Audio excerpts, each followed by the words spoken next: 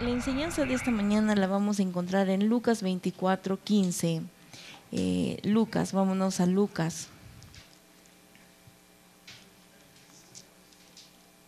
24:13, nos vamos a ir hasta el 13. Y vamos acá a ver algunas características de nuestro Señor Jesucristo. Siempre nosotros decimos, estamos llamados hasta la estatura ¿de quién? De Cristo. Y nuestra meta y nuestro ejemplo como hermano, ¿quién es? Jesús. Entonces queremos ser como Él, ¿verdad? Pero miren lo que en este capítulo nos enseña Jesús. Y dice en el 13, y he aquí, dos de ellos iban el mismo día a una aldea llamada Emaús, que estaba a 70 estadios de Jerusalén. Ahora, este nombre para nosotros, para muchos de nosotros, tiene mucho significado, ¿verdad? Sobre todo Emaús. En una oportunidad nos llamamos así, ¿no? Nos llamamos como discípulos de Emaús. Y como que mucha gente a veces se sentía ofendida porque decía, justo los de Emaús no reconocieron a Jesús. Y bueno, y Dios nos cambió de nombre. Pero miren, no es tan malo. Yo me acuerdo en aquellas épocas nos decían, qué vergüenza, no sabíamos la historia de Emaús, ¿no? Pero la historia de Emaús es estupenda, hermanos, es fabulosa. Es más, yo estoy tan segura que esta era una figura de lo que Dios quería mostrarle al resto del mundo. Y vamos a ir. Dice, ¿a cuántos estadios estaba? Dice que estaba a 60 estadios de Jerusalén. Esto aproximadamente en kilómetros eran 8. Entonces eran 8 kilómetros que tenían que caminar. E iban hablando entre sí de todas aquellas cosas que habían acontecido. O sea, habían dos personas que estaban yendo a Emaús. Sucedió que mientras hablaban y discutían entre sí, Jesús mismo se acercó y caminaba con ellos. O sea, ellos estaban conversando, estaban hablando. Ahora, ¿qué conversaban estas dos personas? Mas los ojos de ellos estaban velados para que no le conociesen. Dice que sus ojos de ellos estaban velados, o sea, no podían ver de quién era la persona. ¿Pero por qué estaban velados? Dice, y le dijo, ¿qué platicas con estas que tenéis entre vosotros mientras camináis? ¿Y por qué están tristes? Jesús le dice, ¿qué están ustedes conversando? Porque no entiendo y los veo tristes. Entonces, ¿qué es lo primero que estas dos personas no podían reconocer a Jesús? ¿Por qué? Porque estaban tristes, estaban agobiados. Y eso es lo que a veces a muchos de nosotros nos pasa cuando tenemos una dificultad, cuando tenemos un problema, nos enfocamos en el problema y pareciera que no miramos más allá, ¿no? Y dice, y respondiendo uno de ellos que se llamaba Cleofás, le dijo, ¿eres tú el único forastero en Jerusalén que no has sabido las cosas en que ellas ha acontecido en estos días? Tú eres el único forastero, seguramente has llegado después del terremoto porque tú no sabes nada de lo que ha pasado. O sea, no sabes, ¿no? Bueno, a él lo tomaron como un forastero que había ido a Jerusalén y que estaba regresando. Bueno, entonces Jesús, ¿qué le dijo? Entonces él les dijo, ¿qué cosas? Miren, Jesús pudo decir en ese momento, mira, a mí no me vengas tú con que yo soy un forastero. Si es que no te has dado cuenta, mírame bien, soy el que estuvo en la cruz.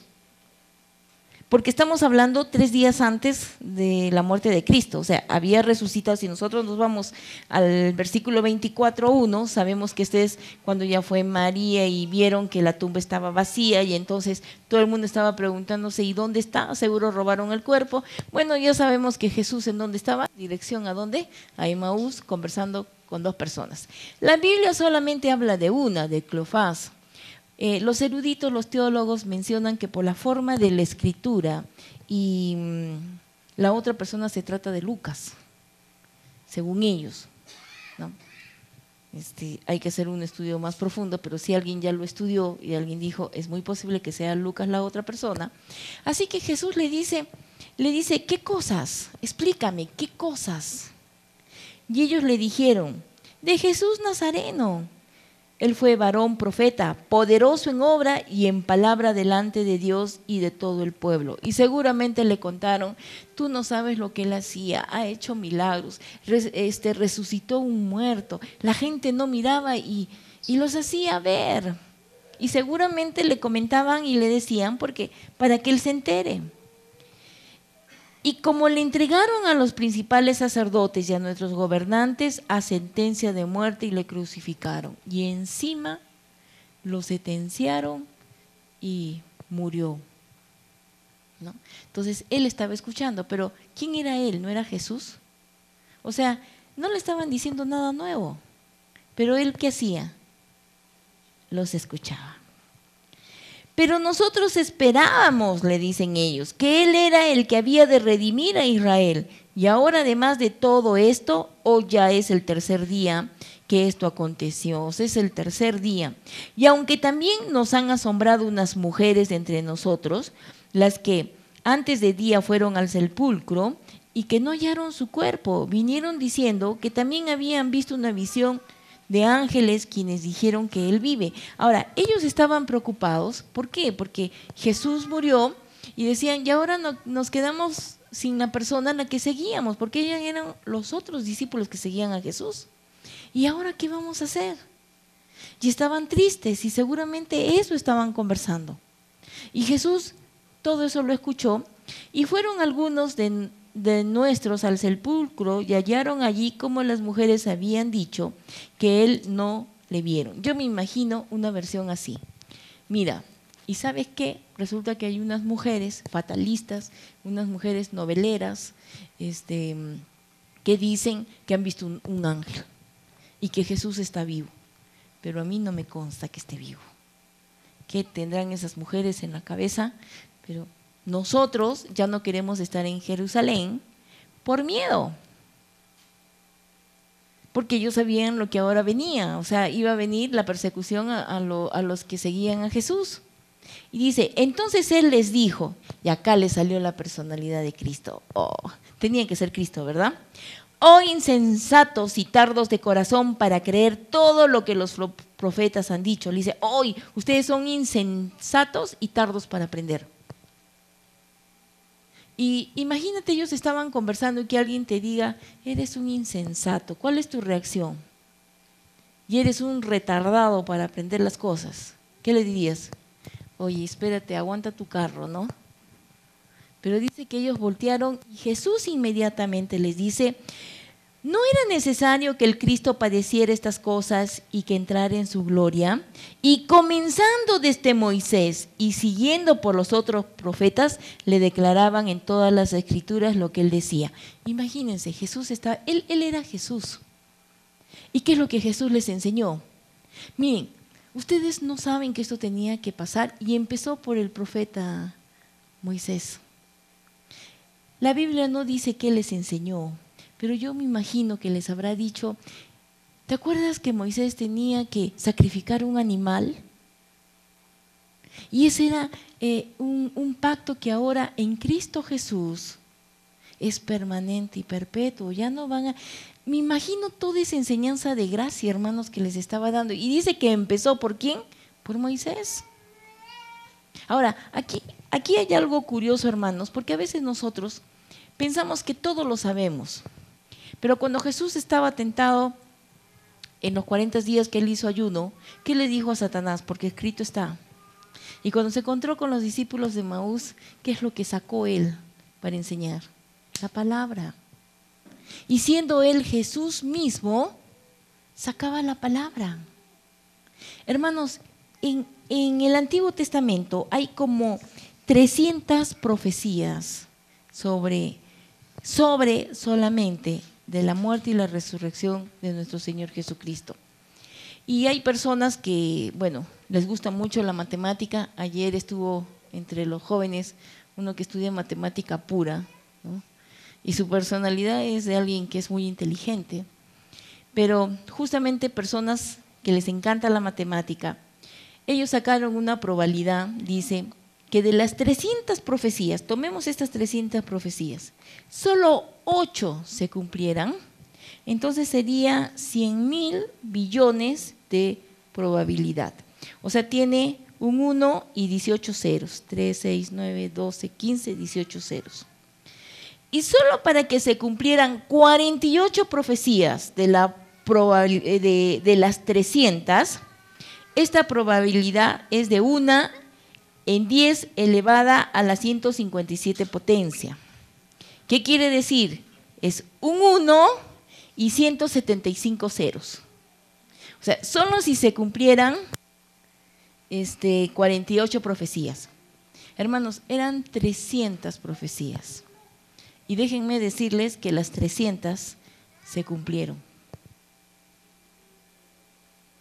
Ahora, vamos a seguir. ¿Qué dice? Cuando llegaron a la aldea donde iban, él hizo como que iba más lejos. Ahora vamos a buscar una profecía, unas 2 nomás para saber cómo ya se anunciaba la muerte de nuestro Señor Jesucristo. En una de ellas está en Salmo, que fue hecha por David. Él profetizó también esto en Salmo 22, 12. 22:11. Salmo 22:11. Y dice así: no te alejes de mí, porque la angustia está cerca y no hay quien ayude. Muchos toros me han rodeado, fuertes toros de Basán me han cercado. Contra mí abrieron sus bocas como león voraz y rugiente. Soy derramado como el agua, todos mis huesos se han desarticulado. Mi corazón está como cera y se ha derretido en medio de mis entrañas. Mi vigor se ha secado con mi tiesto y mi lengua se ha pegado en mi paladar. Me has puesto en el polvo de la muerte. Los perros me han rodeado, me han cercado una pandilla y malhechores y horadaron mis manos y mis pies. Puedo contar todos mis huesos, ellos me miran y me observan. Reparten entre sí mis vestidos y sobre mi ropa echan suertes. Pero tú, Yahvé, no te alejes, fortaleza mía, apresúrate para ayudarme. Entonces, todo esto que nosotros estamos leyendo, hermanos, sobre todo este salmo, fue escrito 1000 años antes que naciera Cristo. Y se cumplió exactamente en la cruz. ¿Se acuerdan cuando le rasgaron las vestiduras para ponerlas en suerte? Exactamente. Y miren lo que dice acá. Llegaron a la aldea a donde iban y se hizo como él se hizo como que iba lejos, ¿no? Bueno, ya sabemos que iba a subir, o sea, de todas maneras iba a ir lejos. Pero él les dijo, quédense nomás, yo me tengo que ir. Mas ellos le obligaron a quedarse, diciendo, quédate con nosotros, porque se hace tarde y el día ya ha declinado. Entró pues a quedarse con ellos. Miren, todavía le dice, quédate. ¿Cómo estaría la conversación tan linda en las escrituras que le dijeron quédate? Ahora, ¿cuántas horas era el camino? 8. ¿Ustedes alguna vez han hablado 8 horas de Cristo? Aquellos a veces que ayer, por ejemplo, un jovencito me estaba preguntando y yo ya tenía que haberme ido, yo ya debía haber salido de ahí 7:30 y por conversar con este niño ya eran 8:30, creo, ¿no? Pero si yo solo he conversado 5 minutos, ¿dónde se me han metido los otros minutos? Entonces yo me imagino que ellos conversando de Jesús y sobre todo Jesús hablándoles sobre, ¿no saben que había muchas profecías en el Antiguo Testamento? Zacarías también, Jeremías también. Y entonces él comenzó a sacar varias cosas, ¿no? Y le dice, quédate. Y él entró y dice que se quedó. Y aconteció que estando sentado con ellos en la mesa, tomó el pan y los bendijo y lo partió y les dio. Y dice que él sentándose en la mesa, tomó seguramente el lugar de la cabecera. Y si la mesa era redonda, entonces él habló, ¿no? Porque el que habla en una mesa redonda, ahí comanda. Pero dice, ¿qué hizo con el pan? Lo partió. ¿Y cómo lo habrá partido el pan? Acuérdense que eso fue al tercer día de su muerte, ¿verdad? Entonces, antes de la Pascua tuvieron una cena privada, Jesús con sus discípulos, donde ahí podríamos decir hizo la institución de la Santa Cena, porque dijo, este es mi cuerpo, esta es la copa, pero nadie más sabía de este suceso, porque fue él y sus discípulos. Eran 12, bueno, de ahí quedaron 11, ¿no? Pero él hace lo mismo con ellos, pero ellos no habían estado presentes en ese momento. Pero miren lo que dice, y entonces les fueron abiertos, ¿qué? Los ojos, y le reconocieron, mas él desapareció de su vista. Entonces, cuando Jesús dijo, bueno, este es el pan, este es mi cuerpo que es partido por vosotros, y le comenzó a dar, y ellos agarraron y comieron, y recién lo miraron. Hermanos, qué estupendo es cuando nosotros podamos participar en la Santa Cena. Y ellos lo miraron, y cuando se dieron cuenta que era Jesús, ¿qué hizo él? Se esfumó, se desapareció. En ese momento, entonces Jesús en ese rato dijo, bueno, yo ya hice mi trabajo con ustedes, yo ya les enseñé, ya se dieron cuenta quién fui yo, ahora ya no me necesitan, ahora me voy. ¿Se dan cuenta que Jesús, después que resucitó, qué seguía haciendo él? Seguía enseñando, seguía hablando. Vamos a seguir. Y dice que desapareció de su vista. Y se decían el uno al otro, ¿no ardía nuestro corazón en nosotros mientras nos hablaba en el camino y cuando nos abría las escrituras? Oye, ¿no sentíamos nosotros eso y tan tonto que hemos sido que no lo hemos podido reconocer antes? Pero sí sentíamos. Y dice, y levantándose en la misma hora, ya no se quedaron a dormir, ya no pudieron aguantar, dice, volvieron a la Jerusalén y hallaron a los 11 reunidos, a los que estaban con ellos, que decían, ha resucitado el Señor verdaderamente y ha aparecido a Simón. O sea, ya se había aparecido Jesús a Simón primero y después a estos discípulos, pero ellos no pudieron aguantar. Ahora, yo les hago una pregunta. ¿Alguna vez ustedes han tenido una emoción en su vida? Algo que les ha pasado, pero y que quieren ustedes publicar lo mismo por televisión. Bueno, muchos recurren al Face, ¿no?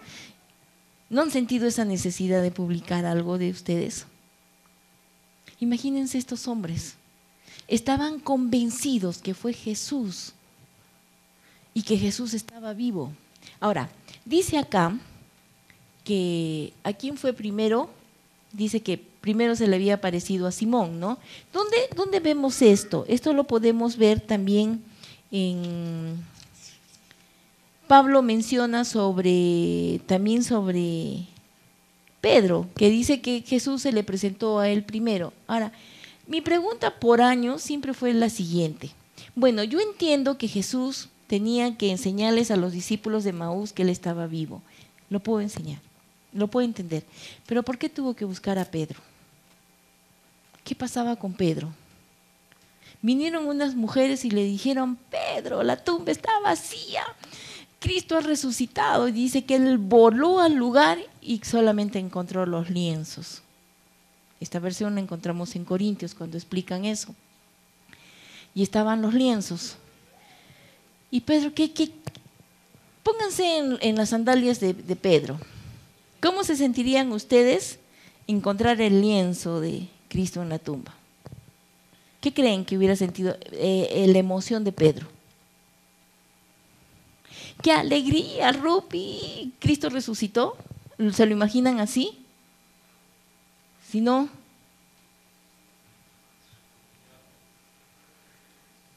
le invadió una tristeza. ¿Por qué? Cristo resucitó, cantó este gallo. Él dijo que el gallo iba a cantar cuando yo lo iba a negar 3 veces. Sentimiento de culpa. Y ahora resucitó. Hermanos, yo después de varios meses, en una oportunidad me soñé con el pastor y en mi sueño estaba asustada como un ratón, porque lo miraba subir las escaleras y dije, vino Manuel. Y cuando fui a abrir la puerta, no tengo su ropa, su oficina ya no está, o sea, todo está cambiado, ¿no? Y en mi sueño me invadió como un temor. Ahora, ¿qué le voy a decir, no? Y ahí es donde me desperté. Y cuando me desperté, yo dije, y cuando venga el arrebatamiento y él venga y me va a decir dónde están mis cosas, ¿para qué te has muerto? Pues yo no sé nada ya, ¿para qué se va? ¿No? Pero a veces nos invade un temor cuando tú sabes, cuando la otra persona que no le gusta o que le gusta y bueno, y lo tienes que hacer por las circunstancias. Yo me imagino que Pedro estaba muy mal. Pues Jesús, ¿hay la posibilidad que Jesús haya resucitado? Y yo lo negué. Y miren la personalidad de Cristo Jesús. Habló con Pedro primero. ¿Para qué habló con Pedro primero? ¿Para qué sería? A Pedro le dio las llaves del reino. Ustedes saben cuando alguien les da la llave a alguien. Aquí en la iglesia, ¿cuántas personas tienen la llave de la iglesia? Levanten la mano. Amén. ¿Solamente ustedes? ¿Y por qué creen que tienen las llaves? Porque son responsables, porque son los únicos que llegan a la hora, ¿no? Los demás pueden decir, ellos son los tontitos que llegan antes. ¿Por qué creen que yo les he dado la llave? Porque les tengo confianza.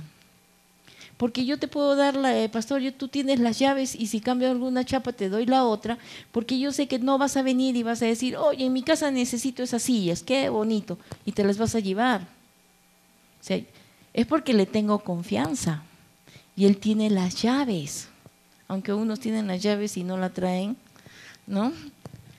Pero si ustedes tienen las llaves de un lugar, es porque le tienen confianza. Si sus padres le dicen, toma la llave para que tú entres cuando regreses y tú eres joven, ¿cómo te sientes? Me tienen confianza. Y no está pensando, voy a llegar a las 2 de la mañana, 3 de la mañana porque tengo las llaves. Porque hay una responsabilidad de tener las llaves. Y Dios le dio las llaves a Pedro del reino. Todo lo que tú atares aquí en la tierra será atado en el cielo. Y lo que está en el cielo, igual, te doy, Pedro, las llaves del reino. Y Pedro, wow, me ha dado las llaves, tiene confianza conmigo. Y cuando vino el mal tiempo, entonces Pedro agarra y dice, Señor, yo voy a ir contigo hasta donde sea. No hables tanto, Pedro, no te vayas de boca. Y eso también es un consejo para todos, no te vayas de boca. Porque yo te aseguro que antes que cante el gallo, me vas a negar 3 veces. Yo, Señor, no me conoces. ¿Tú crees que tengo las llaves del reino así porque sí? ¿Y qué es lo que hizo Pedro? Lo negó 3 veces. Y no solamente Pedro, sino toditos los discípulos. Acuérdense que uno lo querían agarrar y el otro escapó y no le importó y corrió desnudo, le quitaron la ropa, lo que él quería era escapar. Los 12 se escondieron. Bueno, uno se mató, el que lo vendió, pero los otros también.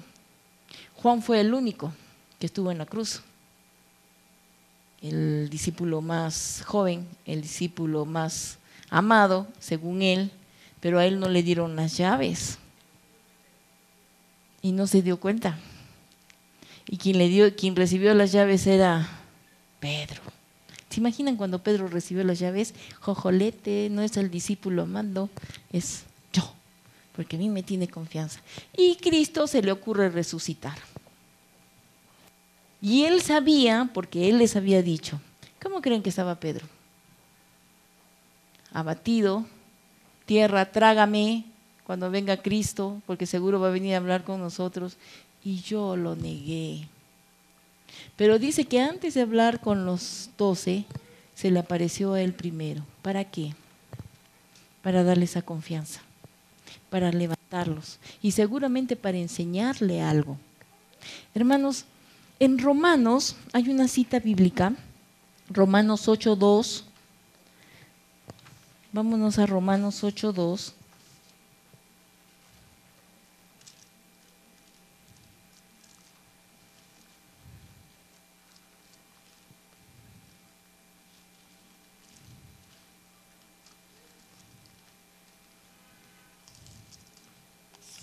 Romanos 8:2 dice, Romanos 8, 2 al 8. Vamos, dice Romanos 8. Del 1 vamos a leer, ¿ya?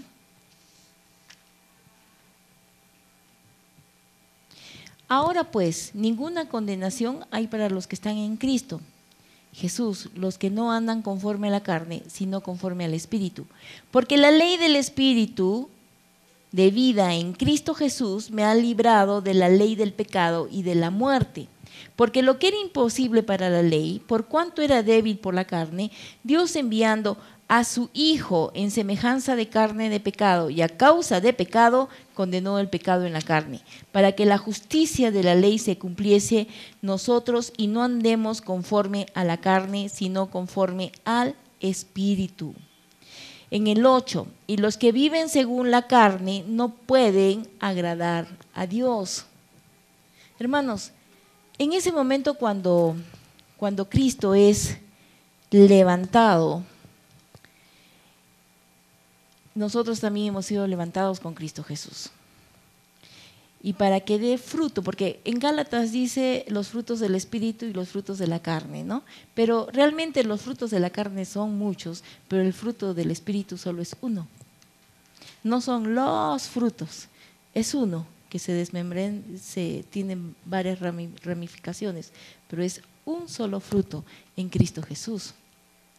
Cristo vino no para condenarte. Entonces cuando habló con Pedro, ¿para qué era? Para levantarlo. Hermanos, para eso está Cristo hoy en día en nuestras vidas. Para levantarte, para aconsejarte, para enseñarte. Ahora, ¿enseñar qué? ¿Qué te va a enseñar? Si viniera Cristo Jesús, ¿qué creen que agarraría Cristo? ¿Qué pasaría si viene Cristo y Chiqui le hace una pregunta sobre la alabanza? ¿Qué crees? ¿De dónde crees que te va a decir? Él es Dios mismo, pero Él usa la palabra. Puede decir, mira, Robertito, yo aquí soy Jesús. ¿Crees en mí o no? ¿Crees o no? Sí. Entonces lo que yo digo es ley. ¿Sí o no? Si te lo dice Cristo, obviamente sí, ¿no? Entonces yo te digo esto y te dice una cosa en contra de la palabra. ¿Qué haces? Pero es Jesús. ¿Qué? ¿Le corriges? Oye, le corriges. ¿Y cómo le corregirías? Escrito está. Algo que no entiendo es que si tú siendo Dios y lo has puesto acá, ¿por qué dices otra cosa hoy en día? Porque puede ser un ángel de luz disfrazado. Los discípulos de Emaús no lo reconocieron. ¿Por qué? Porque tenía otro cuerpo. Era un cuerpo glorificado, un cuerpo que vamos a tener nosotros. Pues él tenía un cuerpo glorificado. Entonces, obviamente no lo reconocían. Vamos nuevamente a Lucas, a la cita.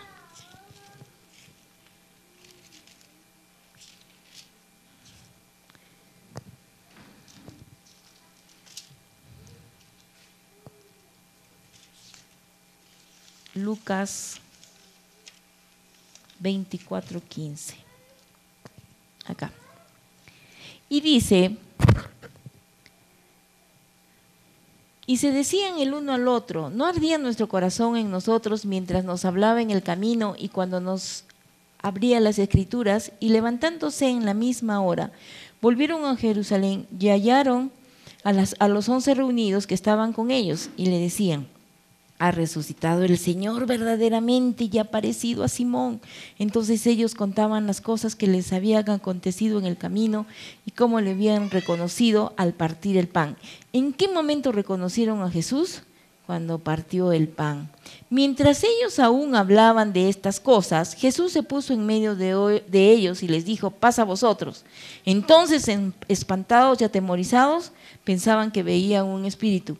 ¿A ustedes no les ha pasado que han estado conversando con alguien muy así bien? O de repente han estado callados, escuchando una linda canción y de repente alguien se aparece como un fantasma, ni siquiera ha hecho bulla para entrar y de repente tú, ¡ay! Me asusté. ¿No les ha pasado? Bueno, a mí me suele pasar. Cuando a veces quiero ir a ver a alguien, me paro y los encuentro paseando y le digo, ¿y cómo estás? Ay, se asustan, ¿no? Pero soy yo, ¿por qué te vas a asustar?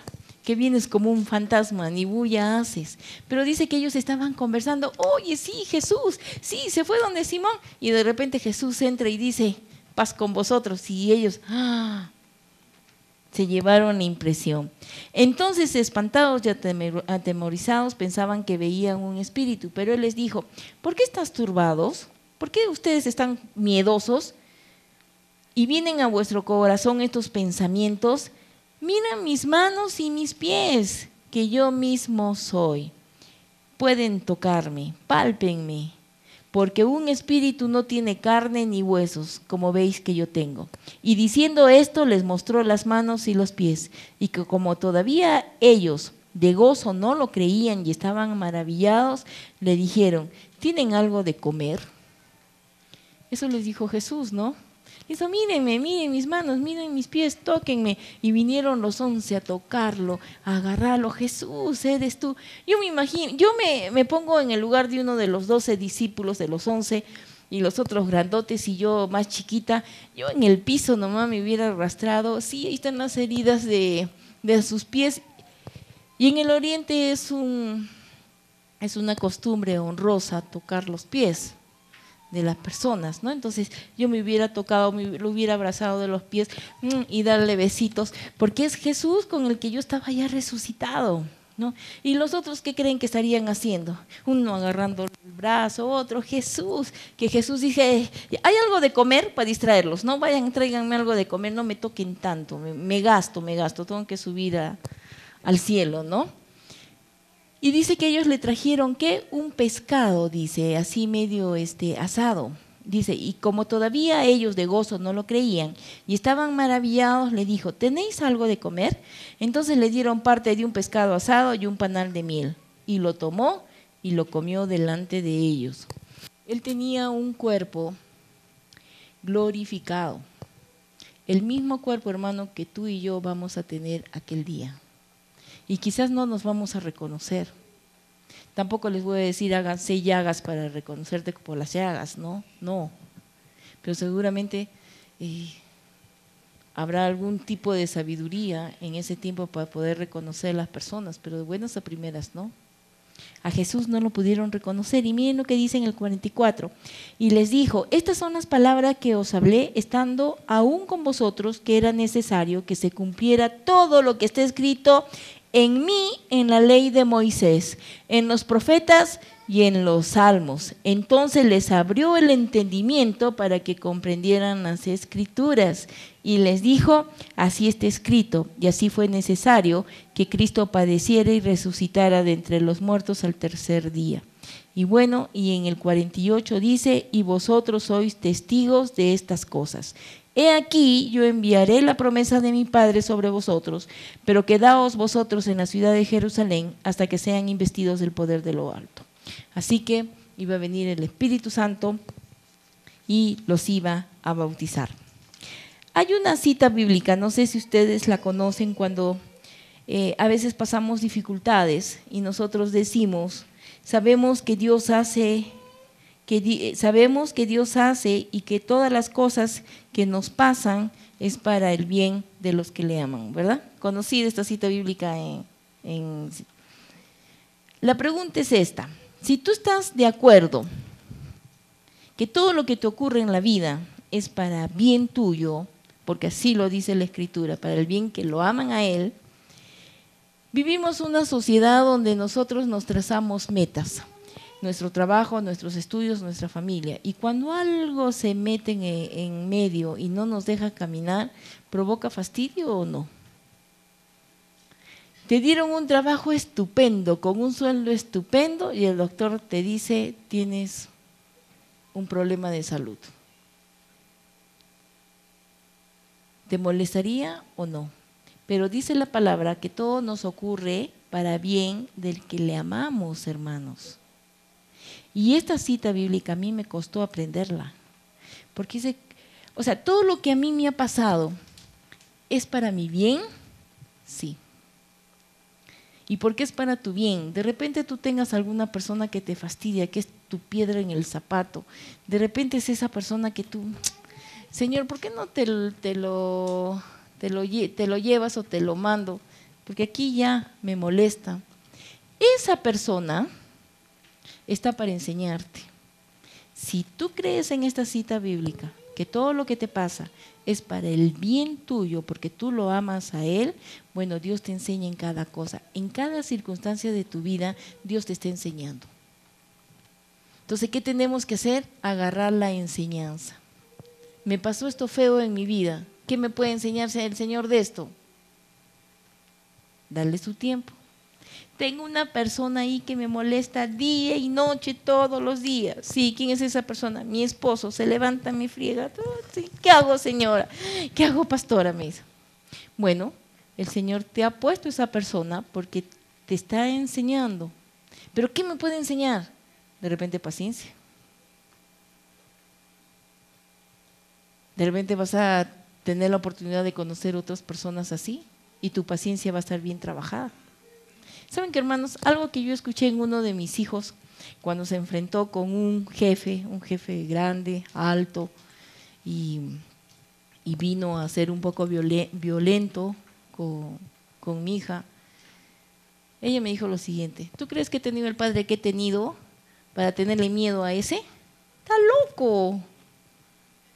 Yo he tenido un padre que me ha enseñado a tener esa fortaleza y poder enfrentar, ¿no? Y cuando ella me describió a la persona, dije, qué chistosa se le hubiera visto porque era un inmenso, ¿no? Así y todo lo demás. Y era su jefe, que podía despedirla. Y no sé cómo sería ese despido porque estaba en pleno mar, ¿no? ¿Cómo se puede salir de ahí? Bueno, llegar a un puerto y de repente ya chao y te vas con tus cosas. Pero cada cosa que nos pasa en nuestra vida, hermanos, es para que tú aprendas. Hay cosas que yo le pregunté a Dios, ¿por qué yo he vivido esto cuando yo no he debido pasar esto? Porque las circunstancias, el ambiente que yo he tenido no era para vivir esto. Entonces, ¿por qué lo viví? ¿En dónde me equivoqué? Y la pregunta era, ¿dónde me equivoqué? Hasta que un día, literalmente, escuché la voz de Dios y me dijo, era para esto. Porque justo conocí toda una familia y toda esta familia había tenido toditos el mismo problema. Entonces cuando yo los escuché, yo sabía lo que tenían que hacer. Y en ese momento fue, tú lo tuviste porque tú tenías que sacar esta familia adelante. Señor, eres lo máximo, aunque sigo reclamándote por qué, ¿no? A veces no nos gusta pasar circunstancias, no nos gusta. Pero Dios te moldea, te enseña a través de esas cosas. Todo lo que nos pase es porque tú necesitas eso. Sí, necesitas eso. Así que, algo que nosotros debemos aprender de nuestro Señor Jesucristo, y está en Mateo 11:29, cuando dice, llevad mi yugo sobre vosotros y aprended de mí, que yo soy manso y humilde de corazón, y hallaréis descanso para vuestras almas. Miren, Jesús nunca se sintió superior a nadie y Jesús nunca fue irrespetuoso con nadie. Jesús fue tranquilo, fue manso. Cuando estuvo con los discípulos de Maús, cuando estuvo con Pedro, él no fue con eso de que, pues si tú sabías, pijito, la palabra, ya déjate de ser una niñita, ¿no? Por no decir otra cosa. Ya, levántate, camina. Jesús siempre habló con amor. Y alguien que siempre nos va a enseñar en nuestra vida es Cristo Jesús. Él resucitó y mucha gente piensa que se subió al cielo a descansar y ahí ya no lo van a maltratar. No, porque Él subió después. ¿Y qué hizo en ese lapso en la tierra? Seguía enseñando. Y no enseñaba en el sentido de que ahora tengo un cuerpo glorificado. Ahora yo tengo el poder, porque dice que Él se fue así, como una palomita para arriba, tenía el poder de subir. Ahora tengo el poder, pero jamás se lo puso a nadie por encima. Era una persona completamente humilde y que aún así, sabiendo las cosas, les preguntaba a ellos, ¿qué cosa? ¿no? Porque eso es lo que... ¿Qué cosas? ¿De qué cosas están hablando? Y él sabía todas las cosas, pero decía, ¿qué cosas? Dime. Cuando pasamos dificultades en nuestra vida y cuando decimos, Señor, esta cita bíblica es para mí, cuando Dios hace todas las cosas y todas las cosas que nos pase es para bien al quien les amamos ayer, a Él, entonces yo lo acepto, Señor, con humildad y con todo. Pero Jesús no te toma esa actitud de irrespetuosa o se siente superior que tú. Él jamás se ha sentido así. Al contrario, era, dime. ¿Creen que Dios no conoce los problemas de ustedes? Los conoce.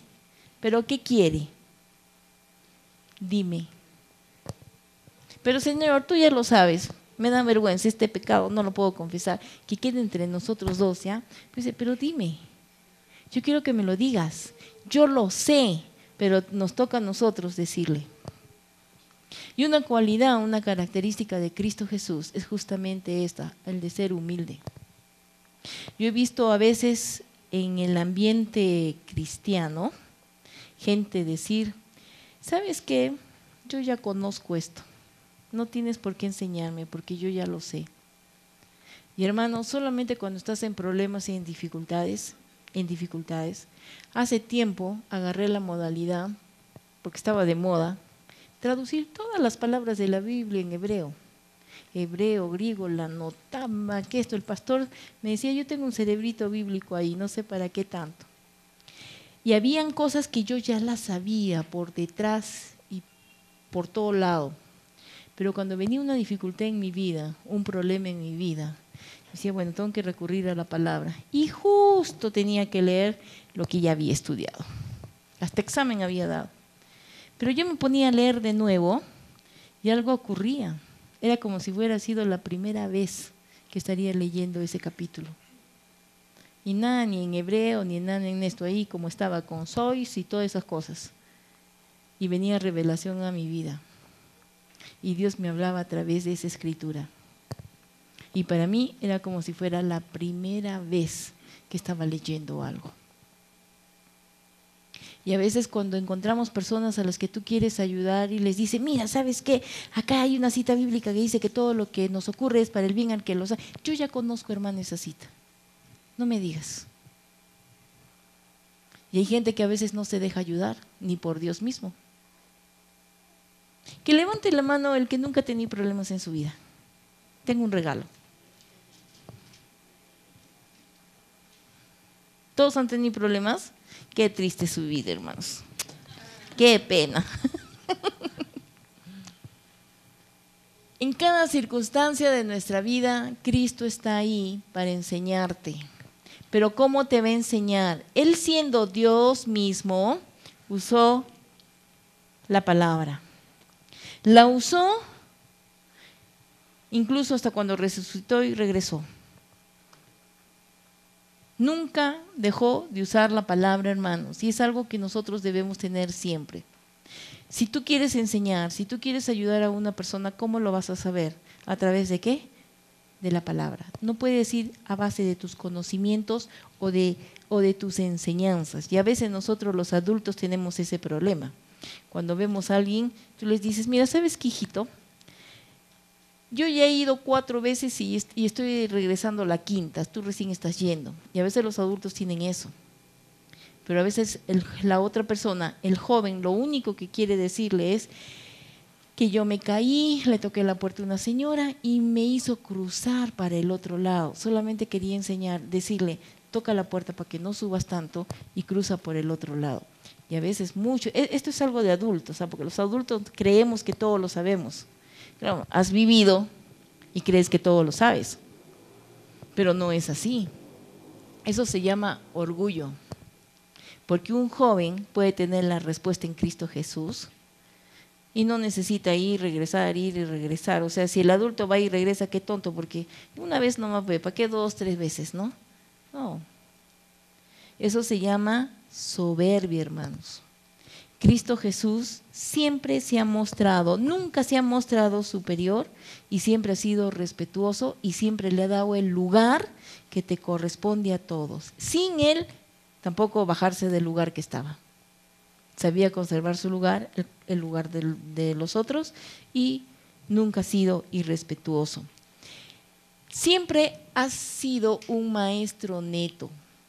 Ha enseñado a través de parábolas y siempre ha mostrado a través de enseñanzas, mostrar a su Padre.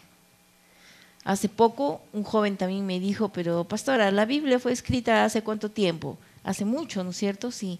Bueno, entonces está desactualizada porque estamos en otros tiempos, ¿no? Entonces, yo creo que ya como que caduca la Biblia, ¿no? Porque es muy antigüita.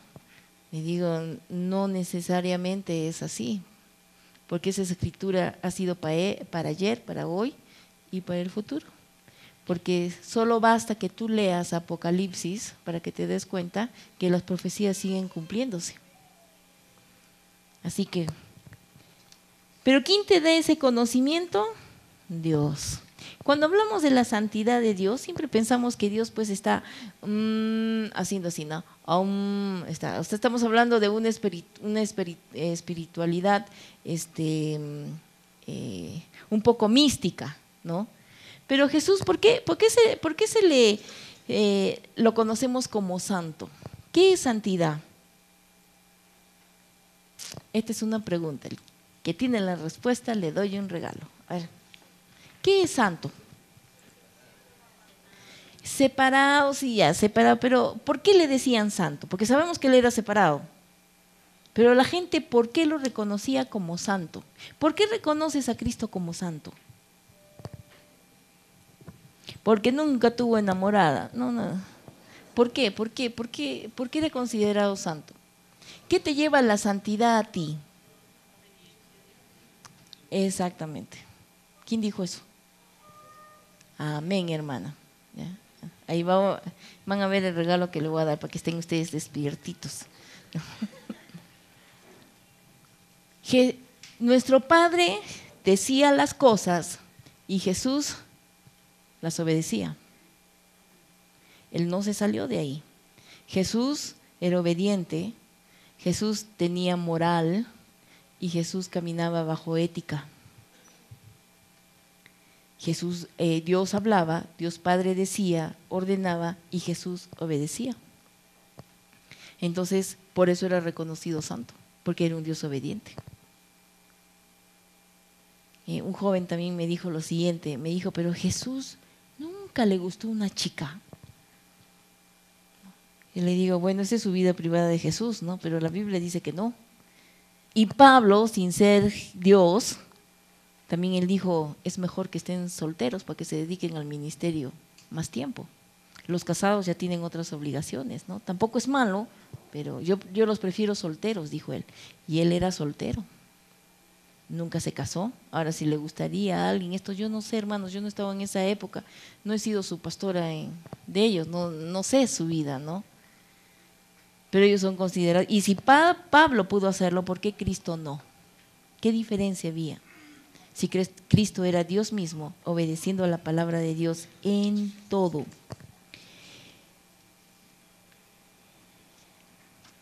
Lucas 5:16 dice, mas él se apartaba a lugares desérticos y oraba. Jesús, siendo Dios mismo, consideraba que lo más importante que él podía hacer era mantener comunión con su Padre. Por lo tanto, él buscaba un lugar para separarse y ponerse a orar. Él podía decir, pero si yo soy Dios mismo, ¿por qué tengo que orar? ¿Por qué? Pues él decía, es necesario pasar tiempo ¿con quién? Con su Padre. La pregunta es esta, porque como seres humanos a veces cometemos muchos errores, ¿verdad? Pero ¿ustedes tienen comunión con su papá de la tierra? ¿Cómo tienen la comunión con su papá? ¿Lo llaman por teléfono cuántas veces? ¿Cuántas veces se sientan con él a conversar? Papá, necesito un consejo tuyo. Siquiera media hora todos los días, ¿le dedican a su papá de acá, de la tierra? ¿Alguien le dedica así media hora todos los días a su papá de la tierra? Levante la mano. pero no hay regalo para ella. Ya, muy bien. Y están conversando con su papá. Solo 2 personas. Y este es un mal también que nosotros jalamos, porque, ay, mi papá ya está mayor, yo no voy a pasar tiempo con él, yo tengo muchas cosas que hacer. Y tú no pasas tiempo con tu padre. Entonces, cuando vienes a Cristo, tampoco vas a pasar tiempo con él. Y Jesús, siendo Dios mismo, sabía que la oración era importante. Y él se apartaba, dice, y buscaba lugares para tener comunión con su Padre. Hermanos, estamos llamados a tener comunión ¿con quién? ¿Con Cristo o con el Padre? Amén, hermano. Usted hace los discipulados, ¿ah? Estamos llamados a tener comunión con el Padre, hermanos. Cristo es el que nos lleva. Y lo amamos a Él y lo reconocemos. Entonces nuestras oraciones, ¿a dónde tienen que estar dirigidas? Al Padre. ¿Ustedes oran al Padre? Amén. Porque ahí es donde nosotros llegamos. Y solamente por Cristo. Nadie va al Padre sino por mí. Amén. ¿Ese reloj está dando ¿Ya está de regreso o qué? ¿O tengo todo ese tiempo? Ah, qué bueno, ya. ¿Tengo todo ese tiempo? No, y aquí ya es la segunda vuelta, ¿no? Ya. Y para terminar, hermanos, 2 Corintios 13:11.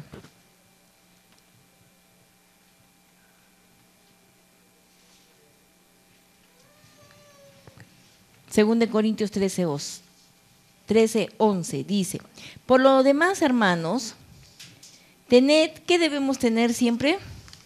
Gozo. ¿Se acuerdan cuando Jesús se presentó a los discípulos? ¿Qué les dijo? La paz esté con vosotros, porque Él siempre trae la paz. Y dice: tened gozo, perfeccionaos, consolaos, sed de un mismo sentir y vivid en paz. Y el Dios de paz y de amor estará ¿con quién? Con nosotros. ¿Cuál es nuestra meta, hermanos? Vivir en paz, tener el gozo del Señor. No te preocupes de nada. ¿Quién te va a enseñar cuando estás preocupado? ¿Quién va a venir y te va a enseñar? Cristo mismo va a estar ahí, enseñándote. El Espíritu Santo va a estar revelándote cosas. A veces nos cuesta aprender, hermanos, nos cuesta aprender. Y eso porque nos cuesta aprender, a veces tenemos que vivir circunstancias que no debemos vivir. Y a las finales igual aprendemos. Pero eso es porque a veces somos tercos, somos como chivos, ¿no? No queremos hacerlo. Con nosotros debemos ser más dóciles, escuchar lo que Dios tiene para nosotros. ¿Tienes algún problema? Dios va a estar ahí. Es más, tienes un problema y estás excluyendo a Dios, tú puedes excluirlo. Él no, él igual se va a meter ahí. Y siempre va a tratar que ese problema sea algo bueno y una buena enseñanza para ti, porque tú mereces eso. Y algo que tenemos que aprender, hermanos, es a no quejarnos. No te quejes de las cosas, porque Cristo nunca fue un quejón. Si tú estás viviendo circunstancias difíciles, no te quejes. Es una enseñanza que Dios te está dando. De repente tengas que soportar una persona difícil en tu vida, no te quejes. Esa persona difícil está moldeando en ti lo que Dios quiere que tú seas. Así que vive ¿en qué? Vive en paz. Vive con gozo. Si hay una persona que te está haciendo la vida imposible, ora por ella. Señor, te pido por ella, pero pide bien. No pidas Señor, por favor, ¿te la llevas o te la mando? ¿Cómo es? No. Pide bien. Y seguramente Él te va a mandar a ti para que tú hagas algo con esa persona y la puedas sacar donde está. Amén. Levanten su Biblia, por favor. ¿Dónde está su Biblia? A ver.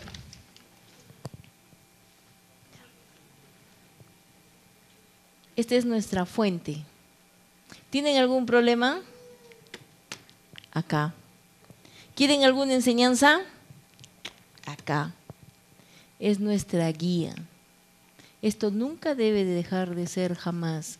Hoy en día se está dejando esto a un costado y se está poniendo ideas, mis ideas, lo que yo creo a través de esto. Lo que tú creas no interesa, es esto.